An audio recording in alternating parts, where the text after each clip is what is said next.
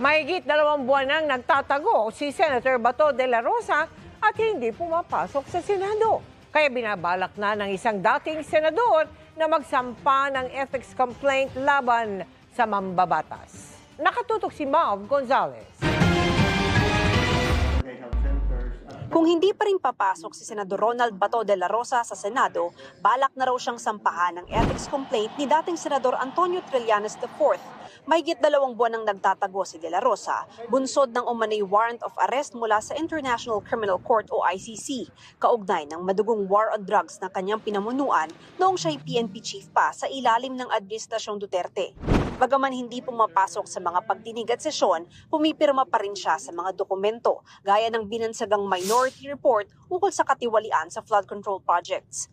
Sabi ni Senate Ethics Committee Chairman Senador J.V. Ejercito, kung sakaling ang maghain si Trillanes, ipipila pa ito sa mga naunang ethics complaint na nakabinbin sa komite. Hindi pa rin aniya nabubuo ang Ethics Committee dahil nakabreak ang Senado. Kahapon naman, nag-post sa social media si De La Rosa para sa pagdiriwang ng kanyang ika-64 na kaarawan. Aniya, buhay at nasa maayos na kalagayan siya at naghihintay na makamit ang hustisya. Kung sakaling may mga kaso laban sa kanya, maghihintay raw siya ng pagkakataon para harapin ang mga ito.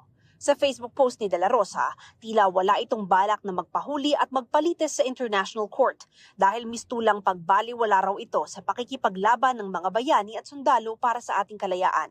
Tinanong naman ni De La Rosa ang mga kritiko na bakit atat silang isuko ang kapwa Pilipino sa mga dayuhan. Para sa GMA Integrated News, Mav Gonzalez, nakatutok, 24 oras.